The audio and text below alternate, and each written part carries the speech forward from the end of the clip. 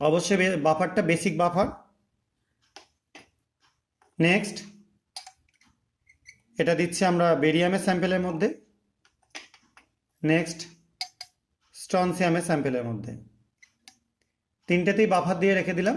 লাস্টেরটায় buffer দেওয়ার দরকার নেই, দিতেও পারো, যাই হোক।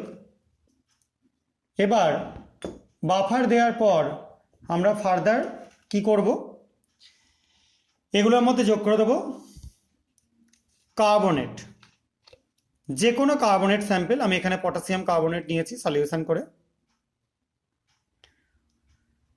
দেখতে পাচ্ছ মিল্কি হোয়াইট একটা প্রেসিপিটেট তৈরি হলো বা কার্ডি হোয়াইট প্রেসিপিটেট তৈরি হলো। ঠিক সেরকমভাবেই আমরা তার পরেরটা বেরিয়ামের স্যাম্পেলে নিচ্ছি,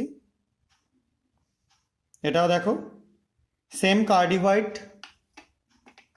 থার্ডেরটা নিচ্ছি অর্থাৎ স্ট্রনসিয়াম নাইট্রেটের মধ্যে নিচ্ছি, দেখো এখানেও দেখো কার্ডি